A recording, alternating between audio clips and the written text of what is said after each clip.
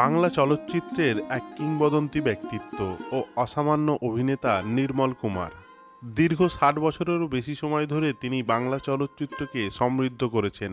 নায়ক, সহনায়ক, খলনায়ক থেকে চরিত্রাভিনেতা, সর্বত্রই তিনি সাবলীল স্বচ্ছন্দ।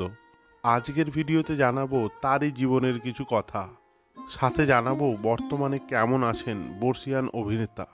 তাই ভিডিওটি শেষ পর্যন্ত দেখার অনুরোধ রইল। অভিনেতা নির্মল কুমারের জন্ম ১৯২৮ খ্রিস্টাব্দের ১৪ই ডিসেম্বর ব্রিটিশ ভারতের কলকাতায়। তার অভিনয় জগতের পদার্পণ ৪০-এর দশকে। খুব সম্ভবত কালিন্দী ছবির মাধ্যমে সিনেমা জগতে পদার্পণ করেন। তার সুদর্শন চেহারা, লাজুক মিষ্টি স্বভাব ভালো লাগে দর্শকদের, সাথে অভিনয় দিয়ে সকলের মন জয় করে নেন তিনি। উত্তম কুমার অভিনীত উপহার চলচ্চিত্রে পার্শ্ব চরিত্রে অভিনয় করে তিনি দর্শকদের নজর কেড়েছিলেন। এরপরে তিনি বহু ছবিতে কাজ করেছেন, যেমন ক্ষণিকের অতিথি, মধ্যরাতের তারা, কমলতা প্রভৃতি উল্লেখযোগ্য।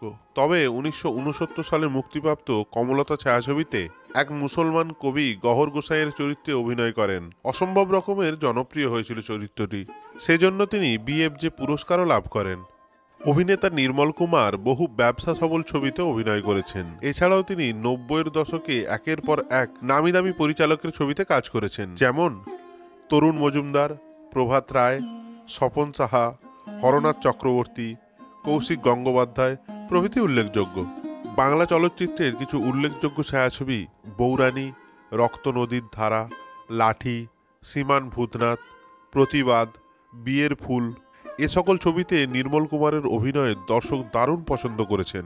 তিনি শুধু বাংলা সিনেমাতেই সীমাবদ্ধ থাকেননি, বেশ কয়েকটি হিন্দি চলচ্চিত্রেও অভিনয় করেছেন, যেমন দেবানন্দের বাজি, লাখো কি বাত, কাহি আর কাহি পার প্রভৃতি উল্লেখযোগ্য। ব্যক্তিগত জীবনে নির্মল কুমার বাংলার জনপ্রিয় অভিনেত্রী মাধবী মুখোপাধ্যায়কে বিবাহ করেন এবং তাদের ২ কন্যা সন্তানও আছে, কিন্তু তাদের মধ্যাকার বৈবাহিক সম্পর্ক বিচ্ছেদ হয়ে যায়।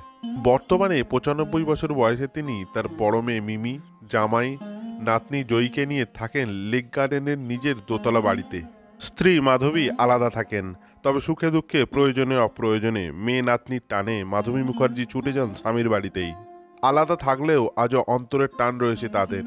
নির্মলবাবুর শারীরিক অবস্থা খুব একটা ভালো নয়। বহুদিন ধরেই বার্ধক্যজনিত কারণে সমস্যা ও হৃদরোগে ভুগছেন তিনি। বুকে বসানো রয়েছে পেসমেকার। ওনার সুস্থতা কামনা করছি। ওল্ড গপ্প চ্যানেলের পক্ষ থেকে শ্রদ্ধা জানাই বর্ষীয়ান চরিত্রাভিনেতা নির্মল কুমার চক্রবর্তী মহাশয়কে। ভিডিওটি এই পর্যন্তই। ভালো লেগে থাকলে দয়া করে চ্যানেলটি সাবস্ক্রাইব করে পাশে থাকুন। ধন্যবাদ।